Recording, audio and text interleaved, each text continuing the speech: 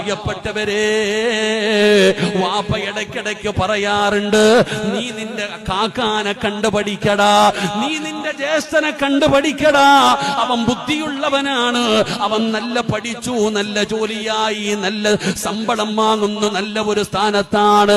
നീ ഇങ്ങനെയായി പോയല്ലോ, നീ അനുജനെ കണ്ടുപഠിക്ക്, നീ അവളെ കണ്ടുപഠിക്ക്, അയൽവാസികളുടെ മകളെ കണ്ടുപഠിക്ക്. ഇങ്ങനെ മക്കളോട് പറയുന്ന മാതാപിതാക്കള്, അതിലൂടെ നിന്റെ മക്കള് രക്ഷപ്പെടുകയല്ല, അവരുടെ മനസ്സിന്റെ ഉള്ളിലേക്ക് വാശി കടന്നു വരികയാണ്, ദേഷ്യം കടന്നു വരികയാണ്. ഒരിക്കലും നിങ്ങൾ മറ്റുള്ളവരെ നോക്കി പറയരുത്. മാതാപിതാക്കൾ പറയും, വാപ്പ പറയും, നിന്റെ ജ്യേഷ്ഠനെ കണ്ടോടാ, അവൻ നല്ല പഠിച്ചു, നല്ല ജോലിയായി, നല്ല ശമ്പളം വാങ്ങുന്നു, നല്ല കുടുംബമായി, നീ ഇങ്ങനെ നടക്കുന്നല്ലോടാ. നിന്റെ അനിയനെ നോക്ക്, നിന്റെ അനിയനെ നോക്ക്, നിന്റെ അയൽവാസികളെ നോക്ക്.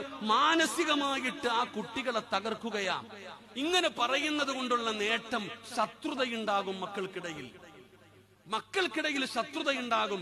യാക്കൂബ് നബി തന്റെ മകൻ കണ്ട സ്വപ്നം, സൂര്യനും ചന്ദ്രനും നക്ഷത്രങ്ങളും ശനിക്ക് സുജൂദ് ചെയ്യുന്നു എന്ന് തന്റെ കൂടപ്പിറപ്പിനോട് പറഞ്ഞാൽ അവർക്കിടയിൽ ശത്രുതയുണ്ടാകാൻ സാധ്യതയുണ്ട്. അതുകൊണ്ട് പറയരുത്, മറച്ചു വെച്ചു.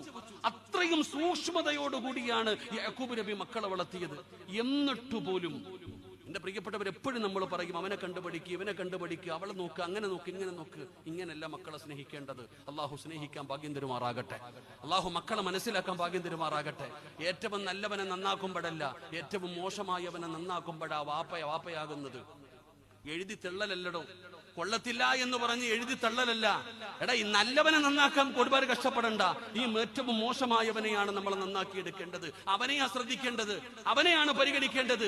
മൂത്തവൻ കൊള്ളത്തിൽ എന്ന് പറഞ്ഞ് അവൻ എഴുതി അങ്ങ് തള്ളും. പിന്നെ അവൻ തലതിരിഞ്ഞു പോകും, കള്ളുകുടിക്കനും കഞ്ചാവും കൊട്ടേഷൻ സംഘവുമായിട്ട് അവൻ നടക്കും. അവനെ നശിപ്പിക്കുന്ന നമ്മൾ തന്നെയാ. അതുകൊണ്ട് യാക്കൂബ് നബി അലൈഹിസ്സലാം പറയുന്നു, തന്റെ പൊന്നാര മക്കൾക്കിടയിൽ വേർതിരിവ് കാണിക്കാത്ത രീതിയിൽ എല്ലാവരെയും നല്ല രീതിയിൽ